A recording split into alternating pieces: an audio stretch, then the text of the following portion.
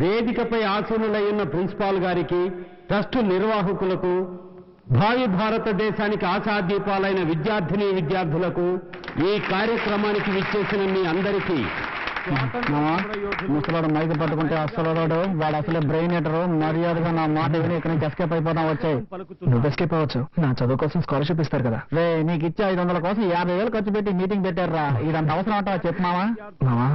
ఒక వారం ఖర్చులకు వస్తాయి, వేరే దారి లేదు, కాస్త ఓర్చుకో. వాళ్ళ ఉన్నత విద్య కోసం ఒక సహాయ నిధిని మా తండ్రి గారి పేరు మీద నిర్వహించే ట్రస్టు నుంచి ఏర్పాటు చేయడం మీ అందరికీ తెలిసిన విషయమే. ఈ సంవత్సరం అన్ని పరీక్షల్లోనూ మంచి మార్కులు తెచ్చుకుని ఆదర్శ విద్యార్థి అయిన ఎంసీఏ ఫైనల్ ఇయర్ చదువుతున్న కె కార్తిక్ ని ఈ ట్రస్ట్ ఎంపిక చేయడమైనది. అతన్ని వేదిక మీదకి రావాల్సిందిగా కోరుతున్నాం.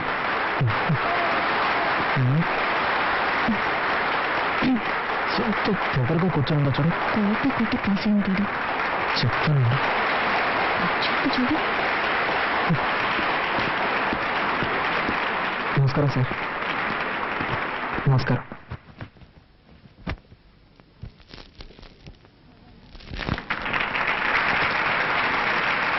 Thank you sir. నమస్కారం. నాకు సహాయాన్ని అందజేసిన గౌరవనీయులైన నాగిరెడ్డి గారి ట్రస్ట్కి, మా కాలేజ్ ప్రిన్సిపల్ గారికి నేను మనస్ఫూర్తిగా కృతజ్ఞతలు తెలియజేసుకుంటున్నాను. బాబు. Thank you sir. ఒక్క నిమిషం సార్.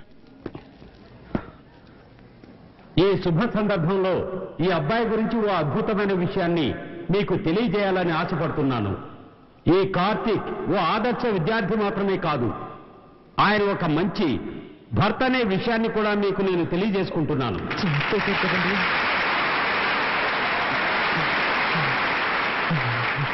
అవును, తను మాత్రమే చదువుకుంటే చాలదు, తన భార్య కూడా విద్యావతి కావాలన్న సదుద్దేశంతో తన చదువుకుంటున్న కాలేజీలోనే తన భార్యని చేర్పించాడు. మీ భార్య పేరేంటి? ఉమారాణి. గట్టిగా చెప్పు బాబు. ఉమారాణి. ఉమారాణి. ఆహా, అందమైన పేరు. దీనికేం తక్కువలేదు. ఈ విద్యార్థి కార్తీక్ భార్య అయిన శ్రీమతి ఉమారాణిని వేదికపైకి ఆహ్వానిస్తున్నాను.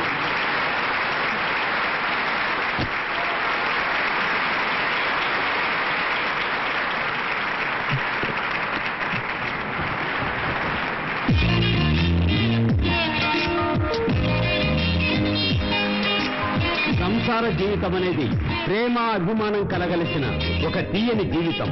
దంపతులందరికీ ఆదర్శంగా నిలిచిన ఈ యువదంటను చూసి మిగిలిన దంపతులందరూ వీరిలాగే ఒకరినొకరు అర్థం చేసుకుని పాలు నీళ్లలా కలిసిపోయి సంతోషంగా జీవించాలని ఆశిస్తూ సెలవు తీసుకుంటున్నాను.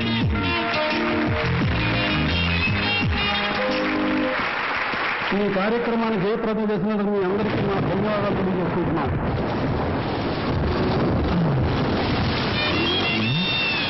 వర్షం వస్తుంది కదా, ఫోన్లే బాబు తీసుకెళ్దామని వస్తే పెద్ద ఫోన్ కొడుతుంది. రాగానే వచ్చి నేను వెనకాల కూర్చుంటాను. పిలిస్తే నేను ఇస్తాను. నేనెందుకు పిలవాలి? వచ్చి కూర్చోవచ్చుగా. ఏమయ్యా, వయసులో ఉన్న అమ్మాయి కనపడగానే మీరంటే వాళ్ళు తెల్లగా ఉండరా? మర్యాదగా వెళ్తావా లేక పోలీసులకు ఫోన్ చేయరా? అయ్యో కదా అర్థం తిరిగేలా ఉంది. అయ్యో, ఈ అమ్మాయి వాడి బండి ఎక్కిందేమిటి? ఈ కలికాలంలో ఎవరు నమ్మాలో అర్థం కావడం.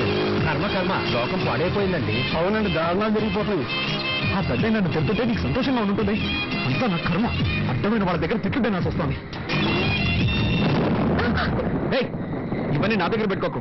ఇలాంటి వాడికి లొంగిపోయాను కాదు నేను. Sorry, speed breaker. అది మాకు తెలుసు. కాస్త జరి కూర్చో. ఇంకా జరి కూర్చోవాలంటే కిందే కూర్చోవాలి. ఆ పాట కొంచెం ఆపుతావా? ఏ నచ్చలేదా? అది నీకు అనవసరం. సారీ, మళ్ళీ స్పీడ్ బ్రేకర్. నువ్వు కావాలనే చేస్తున్నావు. కాసేపు వెయిట్ చేస్తుంటే బస్సులోనే పోయేదాన్ని. అసలు నేను ఎక్కించుకోకుండా ఉండాల్సిందే.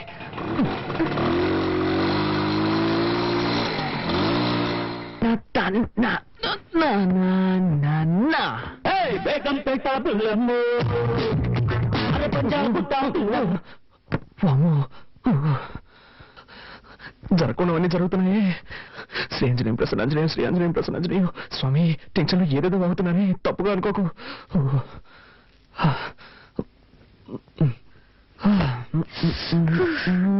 పూర్తిగా తెలిసిపోయాను. నీకు బుద్ధుందా? డ్రెస్ మార్చుకున్నాను, తలుపు తట్టాలన్న సెన్స్ లేదు. సారీ. డీసెన్సీ లేదు. May I come in? Yes, you can come in. Anjaneya, ఏం చేస్తున్నావు నువ్వు? డ్రెస్ చేంజ్ చేసుకుంటున్నాను. అది తెలుస్తోంది, నేనున్నాను కదా, ఇక్కడే చేసుకోవాలా? ఊరికి అరవకండి. ఈ ఇంట్లో నాకు ఇచ్చిన రూమ్ ఇదే. ఉదయాన్నే అత్తయ్య చెప్పారు, నువ్వు ఏం చేసుకోవాలన్నా నీ రూమ్ లోనే చేసుకో, మమ్మల్ని డిస్టర్బ్ చేయొద్దు అని. సో నేను ఎక్కడికి వెళ్తాను? ఎక్కడికైనా పో, కానీ ఇక్కడ మార్చుకోకూడదు. ఓకే. అయ్యో, అలాగే బయటకు వెళ్ళి నా పరువు తీకు. ఇక్కడే మార్చుకుని తగలడు, నేనే బయటకు వెళ్తాను. అలా జరిగి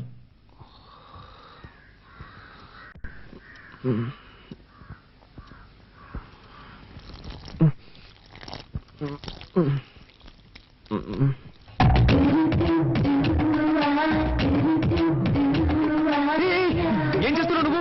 మొక్కకి నీళ్ళు పోస్తున్నా. ఏంటది ఇలాగా? మరి దారి ఇక్కడ ఉంది, ఎలా పోయగలను? నాతో గొడవ పెట్టుకోకండి. నేనా నీతో గొడవ పెట్టుకున్నాను? అవును, అన్నిటిని తప్పించితే ఏం చేయగలను? ఏం చేయక్కర్లేదు, ముందు నా క్లోజప్ లో గొడవ పడ్డా మాని లేక నుంచి. ఏ భయంగా ఉందా? భయం లేదు గారి, గుడ్డు లేదు, ముందు జరుగు, నేను వెళ్ళాలి. ఎక్కడ గొడవ రా బాబు. వదినా, చెప్పు. ప్రాజెక్ట్ వర్క్ స్టార్ట్ చేశాం, 5వ తారీఖు సబ్మిట్ చేయాలి. ఒక వారంలో రిజల్ట్ వస్తుంది.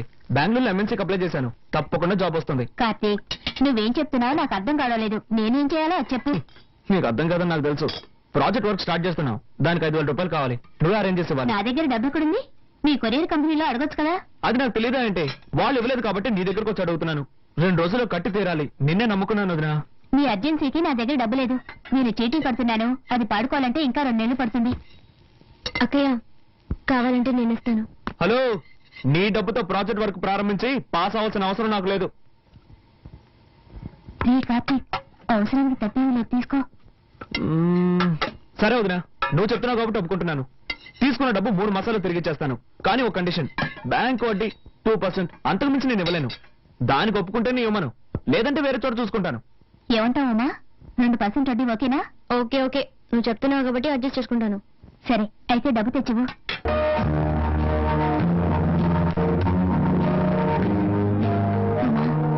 శుక్రవారం పూట మెల్లవన్న కలిసి తీకన్నా. పర్వాలేదు అక్కయ్య, ప్రాజెక్ట్ వరకే ముఖ్యం.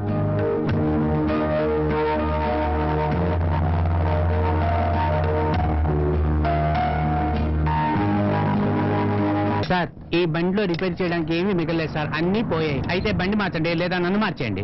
ఈసారికి ఏదో వచ్చేసి బండిని బాగు చేయండి.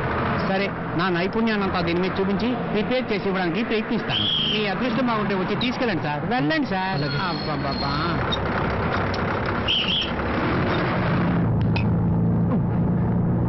ఎస్ఎస్ ఒక టికెట్ ఇవ్వండి. 3 రూపాయలు ఇవ్వండి. ఇదిగోండి.